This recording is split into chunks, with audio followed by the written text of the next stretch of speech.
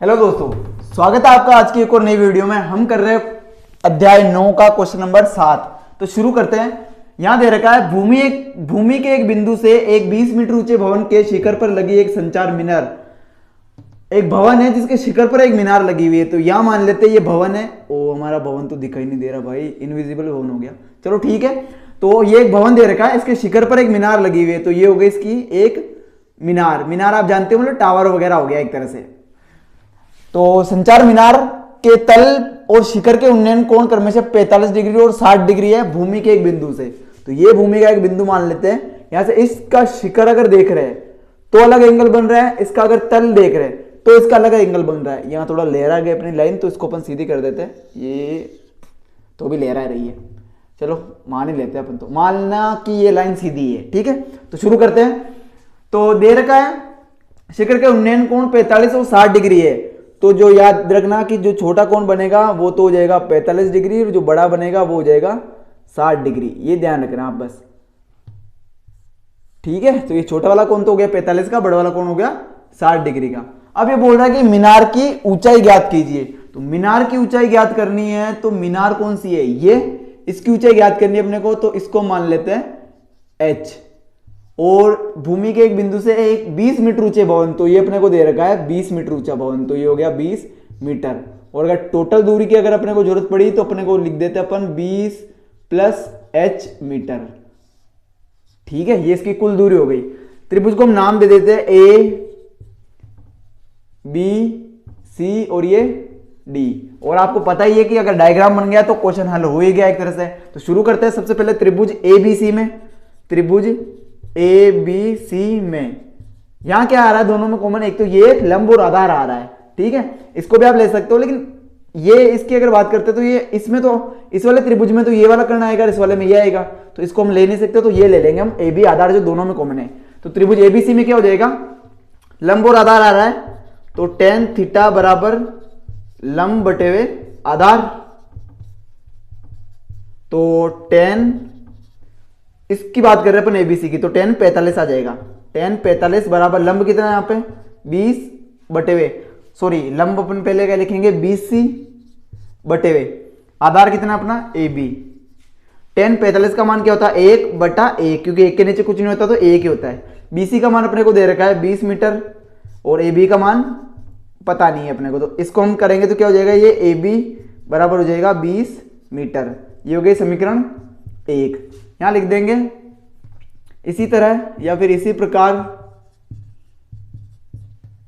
त्रिभुज, अब कौन सा बड़ा वाला त्रिभुज ए बी डी, तो त्रिभुज ए बी डी में, त्रिभुज ए बी डी में भी टेन थीटा लगेगा।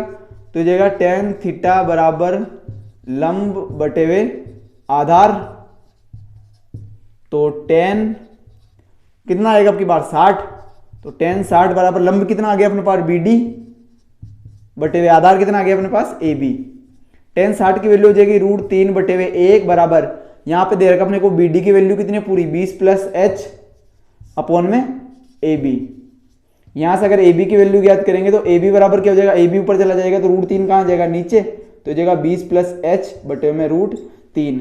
√3 का अंश हर में गुणा कर दो, तो √3 का अंश हर में गुणा करेंगे तो √3 बटे हुए √3। तो ए बी बराबर क्या आ जाएगा अपने पास में 20 प्लस h, कोष्टक बंद कर दो, यहाँ पे √3 बटे में 3। उम्मीद आपको समझ आया होगा। ये हो गए समीकरण 2।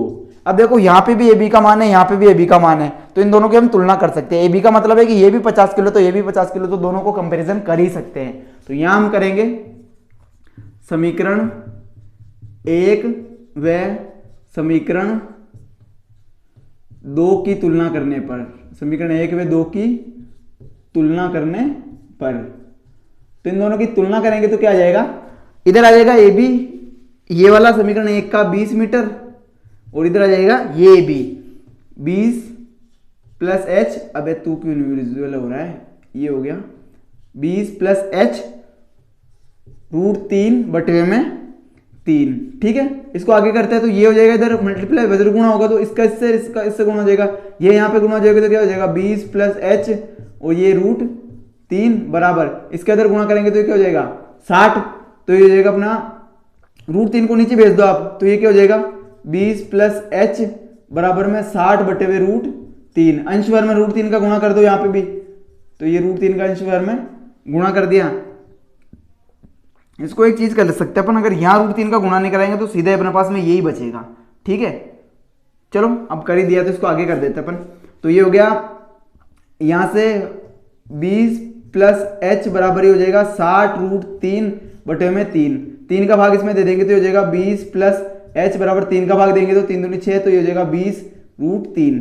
और h का अगर मान ज्ञात करेंगे तो ये 20 √3 है, ये इधर जाएगा तो माइनस का 20, तो h बराबर कितना आ जाएगा 20, दोनों में से कॉमन आ जाएगा तो कोष्टक में क्या बच जाएगा अपने पास में √3 - 1 मीटर। और यहाँ पे आपको वैल्यू रख के आंसर देना नहीं है, तो यहीं तक आप अगर आंसर कर दोगे तो भी आपका सही आंसर माना जाएगा। तो ये आ गया अपना अतः मीनार की ऊंचाई, लिख दो अतः मीनार की ऊंचाई जो क्या मानी थी हमने, स्मॉल h बराबर 20 कोष्टक √3 - 1 मीटर।